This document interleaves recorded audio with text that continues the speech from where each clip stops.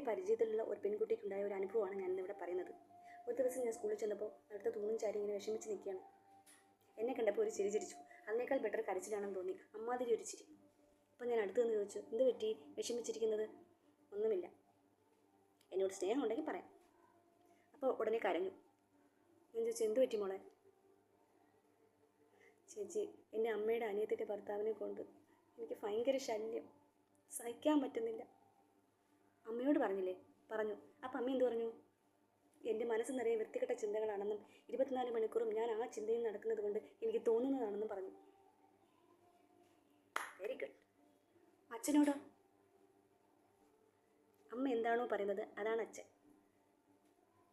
ഞാൻ എന്ത് പറയാനാണ്? അവരൊക്കെ ബന്ധുക്കൾക്ക് വില കൊടുക്കുന്നവരാണ്. ഒരു ബന്ധുക്കളെയും പിണക്കാതെ ഇങ്ങനെ കൊണ്ടു നടക്കുന്നവരാണ്.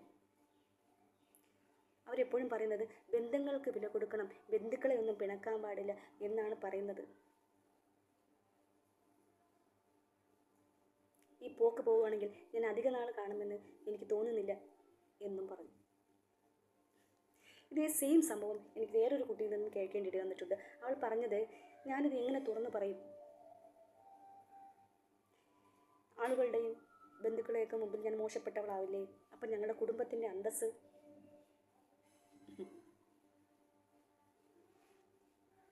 ആളുകൾ മോശപ്പെട്ടവളെന്ന് പറയുന്നതാണോ? മോശപ്പെട്ടവൾ ആകുന്നതാണോ? ഏതാ അന്തസ്സ് കേട്?